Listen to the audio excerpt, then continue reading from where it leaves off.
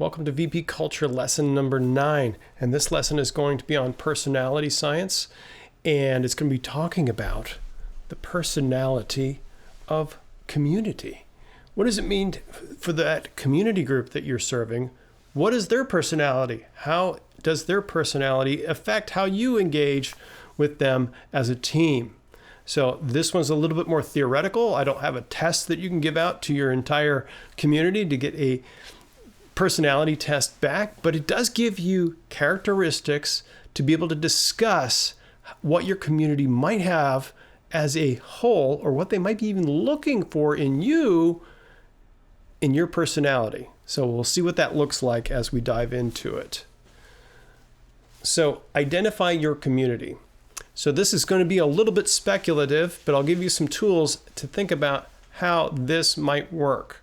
How do you identify the personality traits that your community has that you're serving? And what personality traits might they be wanting from you as a community? So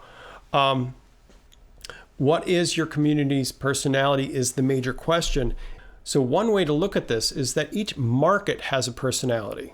So for example, I've been in marketing for over 25 years, and we have to do this routinely when we're identifying the markets that we're going to serve. We're trying to think about how are they going to predict, what's their perceptions that they're going to have, what's their key behaviors that they're going to have. Now, if I were trying to look at a banking personality, now what kind of person invests in money? So what kind of personality would they want for you? Do you want somebody who's highly creative? Maybe if they're an investment banker, they'd want some creativity there.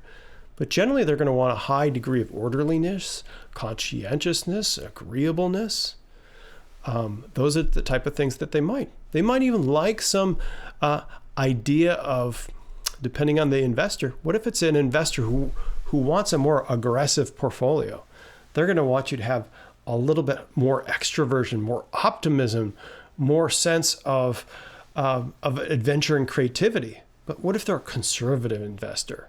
Well, that conservative investor portfolio is going to want a little bit of neuroticism. How can I protect you against danger? Do we withdraw our funds from the market?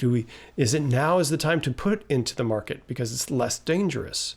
You can see how the personality of the different groups that you were, even in this financial sector, might react, and what personalities they might want for you as a team.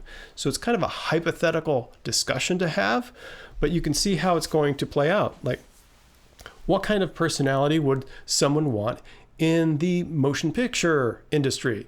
They're going to want somebody who's risk-taking, creative, maybe has strong, energetic empathy and social skills that can project different kind of characters. So it's going to create a different profile of what they want and what they want to see. What is your audience? Are they an audience that wants adventure? Are they an audience that wants a very classic tale of drama and emotion and heartfelt thinking? So all of these things need to be engaged with. Even in the same marketplace, there could be different types of audiences that you might have, different types of communities that you might have, depending on the type of project you're going to launch. So you can see how this dynamic is starting to set up and how it could be really important for you as a team, as an organization, to start engage with who your community looks like. So let's take another profile. What if your marketing was to daycare centers, childcare centers? If I'm bringing my child to you, what kind of characteristics do I want in you? I want you to be highly conscientious. I want you to be agreeable and compassionate, high in compassion towards my child. I want you to be orderly, though, and keep everything in order and make sure it's safe. I want you to have a certain degree of neuroticism, like, and be careful that there are no dangers in my child's world. So these are all things that this type of marketplace, I as a parent would want this group to have. So you can see how that dynamic is different than the banking sector, different than the entertainment sector, different type of community, different kind of team. I want you to also think about maybe you're serving not somebody way, way far out there. Everyone does to a certain extent, but a lot of times when you're within an organization, you're serving the next team on the manufacturing line. So what is the personality of that team? What is the personality of the quality control guy? What things are they looking for? What do they want us to be? If you're handing off like a creative script, well, they're going to want you to be creative. If you're handing a manufactured product, they're going to want you to be very detailed oriented and get that job done right.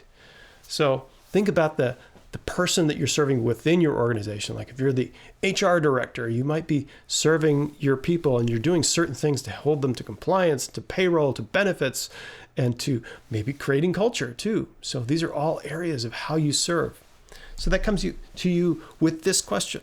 How can we best serve our community with our personality as a team, as an individual? So you can see how this is going to create interesting, dynamic conversations. You know your personality, and you know your team's personality. You can start to speculate as to what your community's personality is, because you now have tools to be able to discuss these real words, real subtraits that every person has. And so this kind of language gives you categories to be able to discuss this and formulate this whole picture of how this dynamic is going to work within your organization in relationship to your community, so that we can get this whole picture together.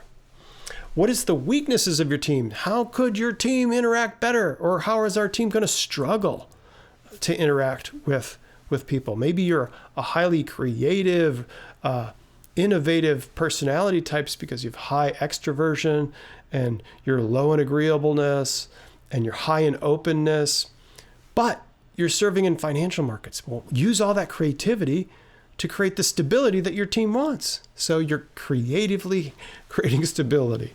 So those are all different ways to look at your weaknesses and how to solve the problems of your relationship within your community. And so that the whole point is that we have this dynamic that we've talked about here several times, how the team and the community and the individual all work together in a dynamic revolving around a VP culture where everyone feels valued and everyone is engaging with the other person. So let's look at some of the science behind this. So there is sort of a collective personality of cultures. Some cultures are going to be higher in openness. Some cultures are going to be higher in agreeableness. So when you look at different nations, like when you look at Japan, there's a very collective ideal within their country. So Japanese are going to have as a whole, they're going to exhibit high traits of agreeableness. Agreeableness is something that their country is going to exude. Whereas a country like the Netherlands, it is off the charts in terms of individuality. So they're going to be less agreeable.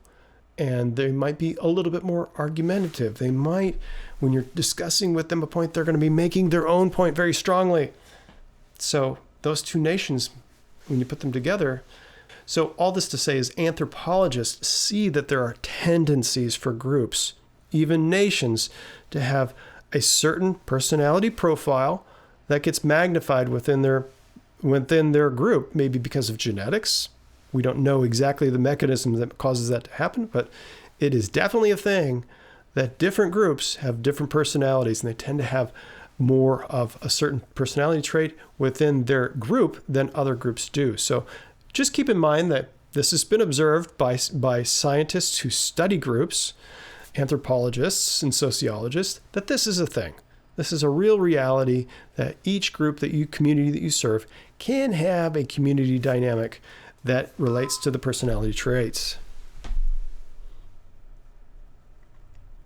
Okay, so we're going to give you one example of what some anthropologists have found within communities of people, this tightness and looseness trait. So this kind of relates to agreeableness in the idea of how strong the social norms are within the organization. So anthropologists have noticed that there are some societies that have a tighter hold on their social norms and tolerance for deviance is low.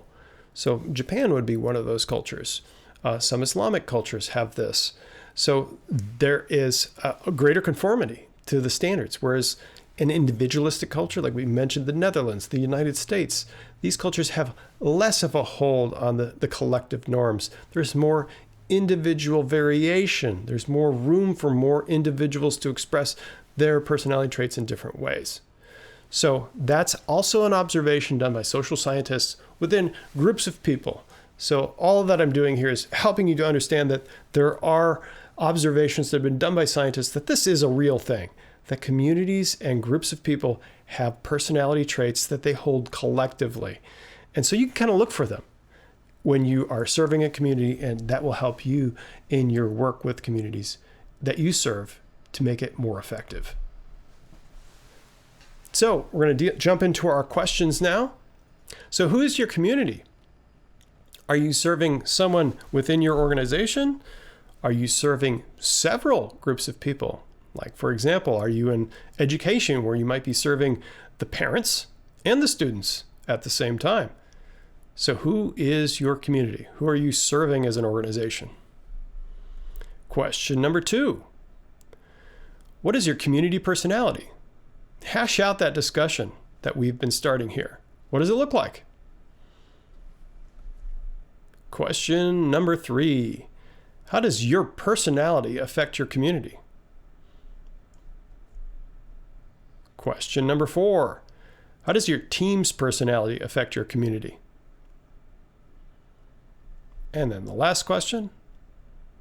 How does your community personality affect you and your team? So discuss those questions amongst your team, and hopefully you'll have a better perspective on how to relate to your community and how they relate to you. This brings us to the end of the community personality lesson and the end of our personality section as a whole. This whole unit has been focusing on how do we understand the words and the descriptive patterns that we have as individuals. How do we work those together into a team to release the awesomeness of our team and every individual on our team as a leader? And how do we, as a team, approach the community that we serve with our unique personalities and the personality traits that that community brings to us? So all of this together is, again, helping the team, the individual, and the community all feel valued, so that those are the 3 stakeholder groups within an organization that keep that organization moving forward, because they're all orbiting around a culture that values people. So this is the last lesson in the personality science unit. The next unit is going to be emotional science. It's going to help us to understand how to communicate the language of valuing, which is emotions, to one another. A fascinating approach and a fascinating topic to dive into. So if you can, and if you have time, dive into the next lesson. The next unit is about emotional science. So thanks for being with us in this particular unit. And remember to value people within your culture, to release the awesomeness in each individual's personality as you go forward as a leader and as a team member. Thanks very much for being with us with all these lessons through the personality science.